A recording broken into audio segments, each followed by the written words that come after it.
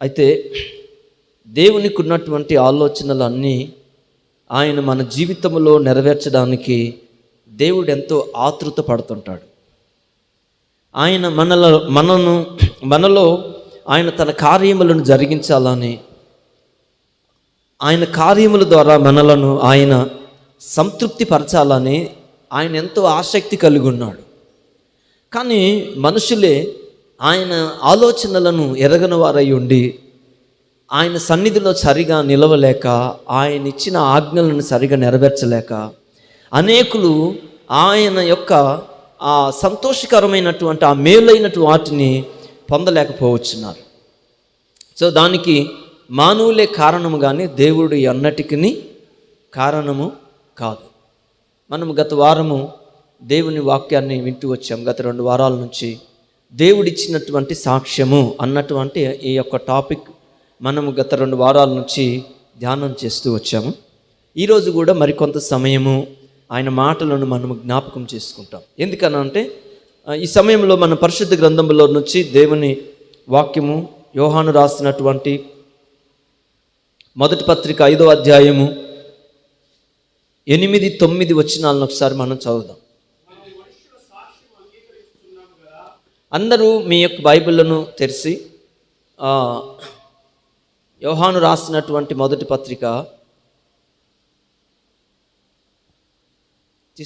చదవయా. మనము మనుషుల సాక్ష్యము అంగీకరించుచున్నాము కదా, దేవుని సాక్ష్యము మరీ బలమైనది. ఆయన తన కుమారుని గూర్చి ఇచ్చినదే. దేవుని కుమారుని యందు విశ్వాసముంచువాడు తనలోనే ఈ సాక్ష్యము కలిగి ఉన్నాడు. నమ్మనివాడు దేవుణ్ణి నమ్మనివాడు ఆయన తన కుమారుని గూర్చి ఇచ్చిన సాక్ష్యమును నమ్మలేదు గనక అతడు దేవుణ్ణి అబద్ధికునిగా చేసినవాడే. చూద్దాం ఇప్పుడు ఇక్కడ యోహాను ఈ మొదటి పత్రిక ఆయన యోహాను సువార్త రాశాడు. తర్వాత ఆయన మరలా ఈ మొదటి పత్రిక, 2వ పత్రిక, 3వ పత్రిక రాశాడు. తర్వాత ఆయన యోహాను ప్రకటన గ్రంథము కూడా యోహానే రాశాడు. యోహాను చాలా మంచి ఆత్మీయమైనటువంటి యేసు ప్రభువుకు చాలా దగ్గరగా ఉన్నటువంటి వాడు. యోహాను యేసు ప్రభు యొక్క రొమ్మున ఆనుకున్నంత దగ్గరగా ఉన్నాడు యేసు ప్రభు వారికి. యోహాను అపోస్తులందరిలో కూడా చాలా చిన్నవాడు, వయసులో చాలా చిన్నవాడు చెప్పాలంటే. వారందరిలో యోహాను చాలా మంచి పరిచర్యను, యోహాను రాసినటువంటి ఆ యొక్క సువార్త కానీ పత్రికలు కానీ ఇవన్నీ కూడా చాలా అర్థవంతంగా, అంటే యేసు ప్రభుని గురించి ప్రత్యేకంగా రాశాడు యోహాను. మత్తయి రాసినటువంటి విధానం వేరు, మార్కు రాసినటువంటి విధానం వేరు, లూకా రాసినటువంటి విధానం వేరు.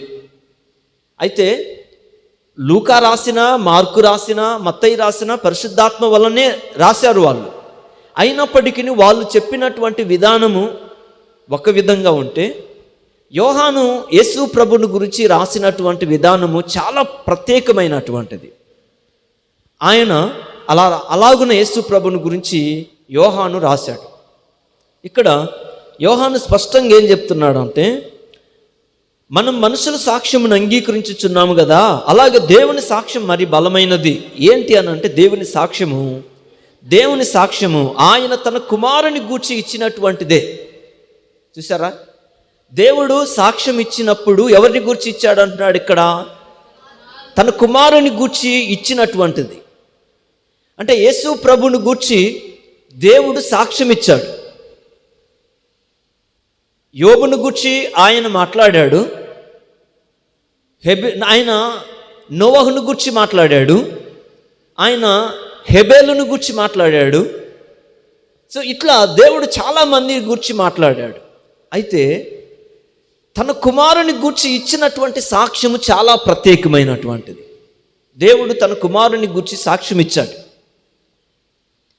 కానీ కొంతమంది దేవుడిచ్చినటువంటి సాక్ష్యాన్ని కొంతమంది నమ్మలేకపోతున్నారు.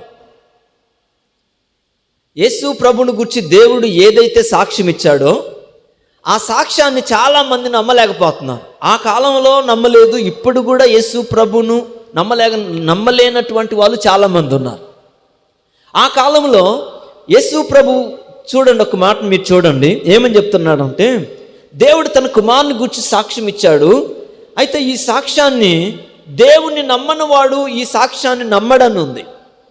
ఎవరైతే దేవుణ్ణి నమ్మలేదో వారు తన కుమారుని గురించి ఇచ్చిన సాక్ష్యాన్ని నమ్మలేదు అని చెప్పాడు. అంటే ఎవరైనా సరే దేవుడు తన కుమారుని గూర్చి ఇచ్చిన సాక్ష్యాన్ని నమ్మాలంటే ఏం చేయాలి? అతడు మొదట ఎవరిని నమ్మాలంట? దేవుణ్ణి నమ్మాలి. అంటే మొదట దేవుణ్ణి నమ్మినటువంటి వాడు తన కుమారుని గూర్చి ఇచ్చిన సాక్ష్యాన్ని నమ్ముతాడు, నమ్మడానికి అవకాశం ఉంది. దేవుణ్ణి నమ్మలేని వాడు కుమారుని ఎలా నమ్ముతాడు? నమ్మగలడా? నమ్మలేడు.